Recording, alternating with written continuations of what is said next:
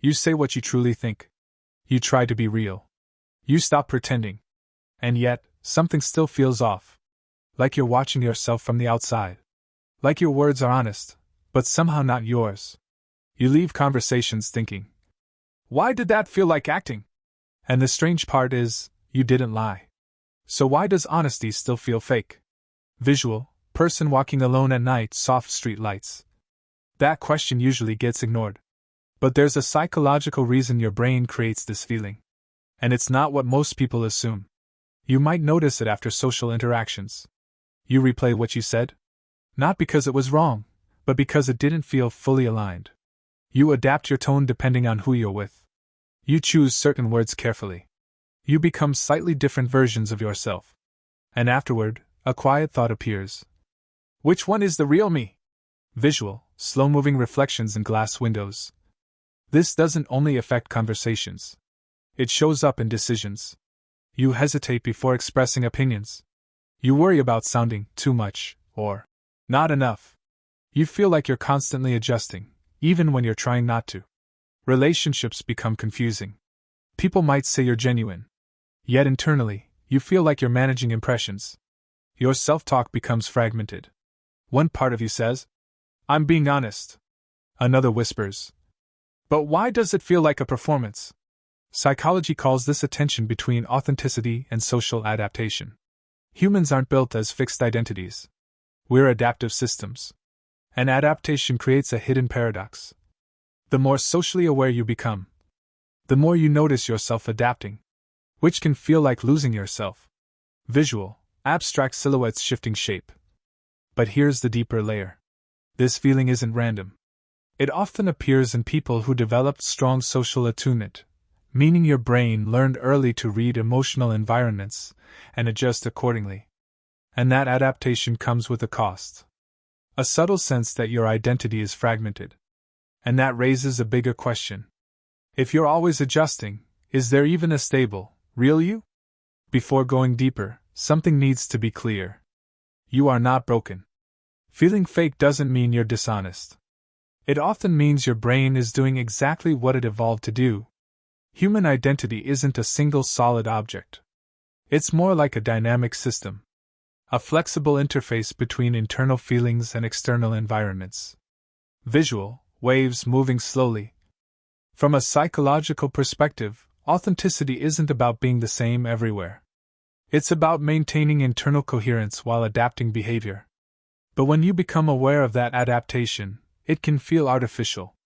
Think of it like watching yourself walk. Normally you just move. But if you suddenly analyze every step, walking starts to feel unnatural. Self-awareness changes the experience. So the feeling of fakeness may actually be a side effect of increased self-reflection. Which means the problem isn't that you're fake. It's that your brain is trying to manage multiple identity signals at once. And that leads to the real mechanism behind this feeling. Your brain operates using predictive processing. It constantly predicts how others will respond, then adjusts your behavior accordingly. Visual, abstract brain animation with shifting pathways. Imagine your identity like a mixing board in a sound studio. Different sliders represent different traits. Humor, seriousness, empathy, confidence, restraint.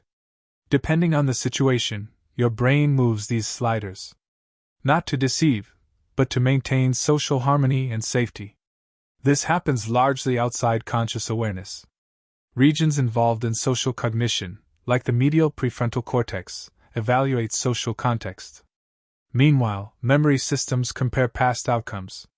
If a certain behavior previously led to rejection or tension, your brain quietly edits your expression. Cause mechanism result. Cause: social environments require adaptation. Mechanism: the brain predicts outcomes and adjusts behavior automatically. Result: you behave differently across contexts. Normally, this feels natural. But when self-monitoring increases, often due to anxiety, past social pain, or identity exploration, you start observing your own adjustments. And suddenly adaptation feels like performance. Here's the mental model. You're not wearing a mask. You're watching the mask switching process in real time. Visual, person changing colored lights in a room. And awareness without understanding creates discomfort. So the question becomes, how do you stop feeling fake without losing adaptability? The answer isn't becoming rigid. It's changing how you relate to your internal signals. What to do? After interactions, instead of analyzing what you said, ask, what was I trying to achieve emotionally? Why it works? The brain organizes behavior around goals, not words. Focusing on emotional intention shifts attention from performance monitoring to internal coherence, reducing cognitive dissonance. Example: you soften your opinion in a meeting. Instead of thinking, I wasn't authentic, notice, I wanted to maintain collaboration. The behavior stops feeling fake when you understand its purpose. Visual: notebook with one sentence written. What to do? Notice whether you're adjusting to communicate effectively, or adjusting to avoid discomfort. Why it works? Behavioral psychology shows avoidance learning strengthens anxiety loops. When adaptation is driven by avoidance, the brain associates authenticity with danger. Example: changing tone to explain an idea clearly equals adaptive flexibility. Changing opinion to prevent disagreement equals avoidance. This distinction reduces identity confusion. Maybe the real question was never, why do I feel fake? Maybe it was, why does adaptation feel like betrayal? You've learned to observe yourself closely. And that awareness can feel heavy. But identity isn't something you discover once. It's something that moves, shifts, adjusts. Just like you do. Visual: waves moving slowly toward shore. So next time you leave a conversation feeling slightly unreal, pause. Instead of asking whether you were authentic, ask whether you were present. Because authenticity isn't a fixed state. It's a relationship between who you are and where you are. And sometimes, feeling uncertain isn't a sign you're lost. It's a sign you're becoming conscious of the process. And once you see that, the mask stops feeling like a mask.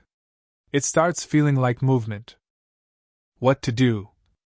Practice brief moments of external attention. During conversations, focus on environment sounds or visual details. Why it works? Excessive self-monitoring activates performance anxiety networks. Shifting attention outward reduces overactivation of self-referential processing. Example: while talking, notice the color of the room or rhythm of voices. Your brain relaxes its constant internal checking. Visual: empty room with sunlight moving slowly. 4. Create micro-consistency across contexts. What to do? Choose one small trait or value you express consistently everywhere. Why it works?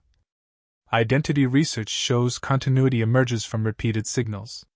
Small consistent behaviors create a stable self-narrative. Example: maybe you always ask thoughtful questions. Or always speak calmly. Over time, your brain experiences continuity, reducing fake sensations. What to do? Replace which version is real with which part of me is active here? Why it works? Personality theory suggests identity is multifaceted. Accepting fluidity reduces internal conflict created by expecting a single fixed self. Example: you're quieter with strangers, expressive with friends. Both are real, different contexts activate different traits. Visual: slow-moving light patterns shifting colors. 6. Integration. Imagine your identity as a prism. Light enters as your core self. Different environments refract that light into different colors. None of the colors are fake. Their expressions shaped by context. The discomfort begins when you expect the prism to produce only one color. Your brain isn't trying to deceive others. It's trying to balance safety, connection, and self-expression simultaneously. When you understand the mechanism, the feeling of fakeness changes. It becomes evidence of awareness, not proof of inauthenticity. Visual: prism refracting light slowly.